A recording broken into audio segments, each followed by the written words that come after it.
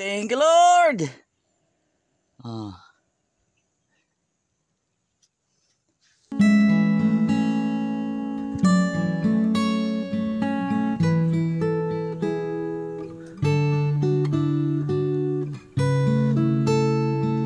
Grabe. Kita. Ano naman ang ano view?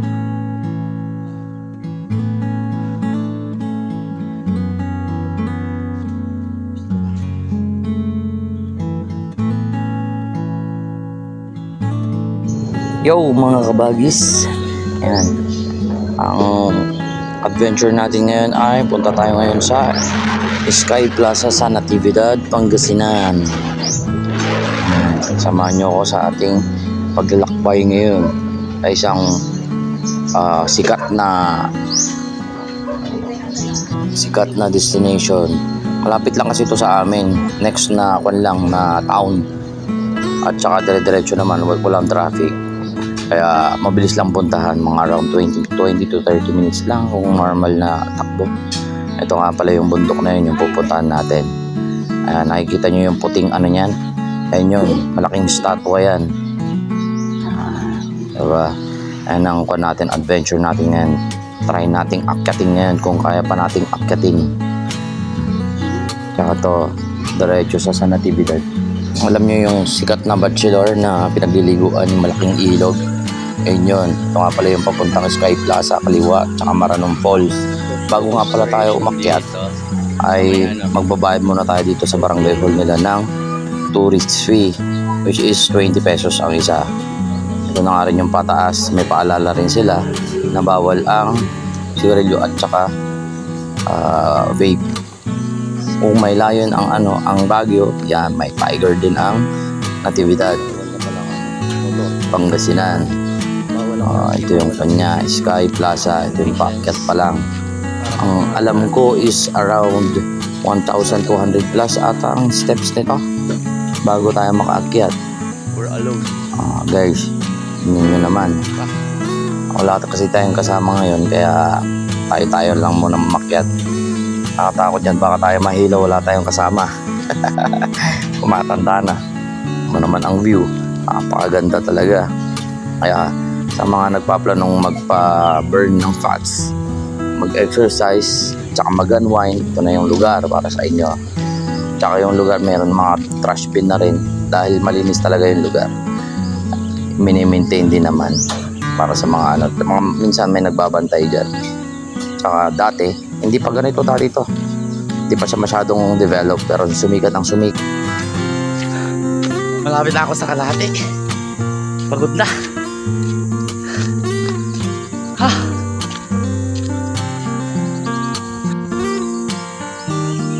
Tingnan nyo naman, kalahati pa lang pagod na ako dyan. Pero sulit naman yung biyahe. Tsaka mas maganda, mas marami kayo para hindi nakakapagod. May kausap ka habang tinatanaw yung magandang tanawin. Pero pag mag-isa mo, sarili mo lang inakausap mo, mas nakakapagod talaga. Tsaka wala kang kompetensyang makyat. Dito nga pala ay maraming mga puno rin, especially pine tree, na alam naman natin na sa matataas at saka malamig lang na lugar nabubuhay ang mga pine tree. Saleng kung nata kanya Ilocano. Ayan na yung ilog na yun, yung bachelor na ilog. Ewan ko anong tawag sa ilog na yan. Ayun na nga, nakalahati na nga natin, at yun na, malapit na natin maabot ang ating destinasyon. Ito na nga pala ang kalahati niya. Dito rin sa gilid niya, pwede ka magpahinga. Gumawa rin sila ng mga upuan. Swerte natin, hindi masyadong maaraw, tsaka medyo madilim. Kinakatakot natin baka maulanan tayo dito. Wala tayo, dalang tayo. Welcome to Sky Plaza. Ayan na, ito na ang gitna. Tignan nyo naman. Anong gitna ng Sky Plaza. Tsaka marami rin silang tanim ng mga bulaklak at saka mga halaman talaga na pangpagpaganda ng lugar. Dati dito may mga kon sila dito mga signage para babala mga travelers. Tsaka may nakita rin tayo bunga ng ano nga ba yan? Guyabano. Dami niya, no? Pero ang masama niya, bangin yan Parang nakakatakot na maakyatin yan unless na may panungkit ka. Tsaka dito marami rin sila dati na alaga. Ngayon, kalapati na lang. Dati meron pa silang unggoy, meron pa silang aso, pusa, gansa, meron din ata dati eh. Oh. Kaya yan, ang alam ko, ginagawa dito sa gilid ay isang inn na pwedeng pag-stayan or ewan ko baka sa may-ari siguro. Meron chapel na rin. Tsaka zipline yung ano dyan. Oh, ayan yung Casa Cooper, sabi niya. At tsaka meron na lang tayong 441 steps na lang. Art Love, kaya samahan nyo ako hanggang maabot natin ang tuktok ng Sky Plaza. Sana kayanin natin guys. 541 steps.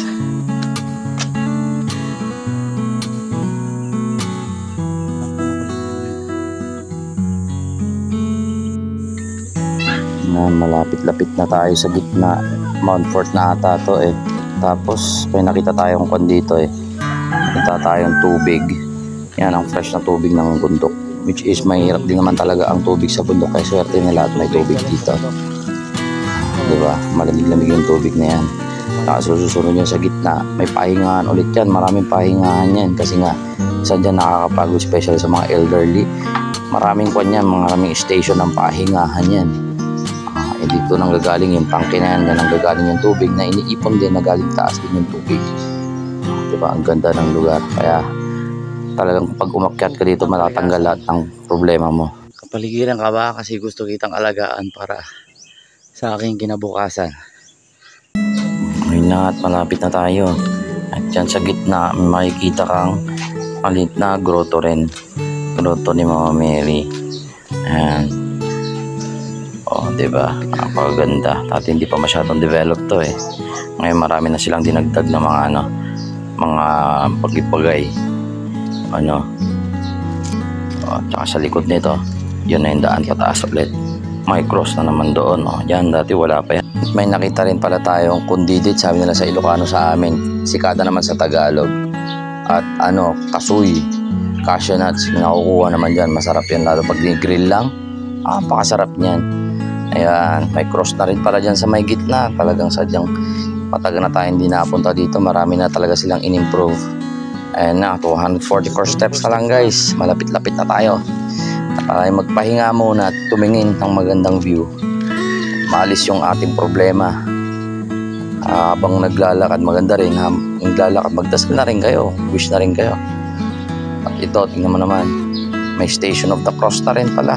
Naglagay na rin pala sila. Kaya lalo itong mahal na araw, magiging busy siguro itong lugar na to. Dahil nga, dito sila mag-Station of the Cross. Penitensya na rin. Pwede rin. Tingnan nyo naman. Tata-TV yung mga kabagis. Ang ganda talaga. Diba?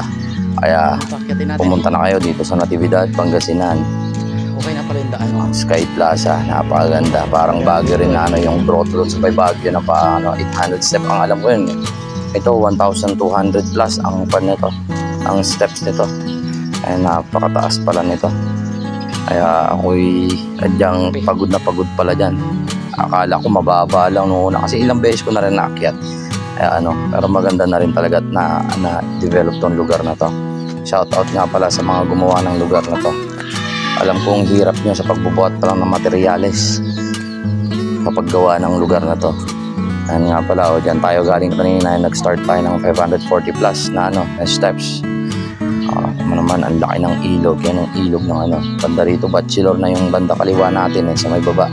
Sikat din na paliguan. Ayan, yan, malapit-lapit na tayo guys. Konting tiis na lang. Magkakarating din yan. Kung nakaabot ka pa sa video na ito, pakilike naman po, share and follow na rin. At sa susunod na lang, abangan nyo po ang susunod nito. Kinat ko na sa part na to eh. Thank you for watching guys. Bye-bye.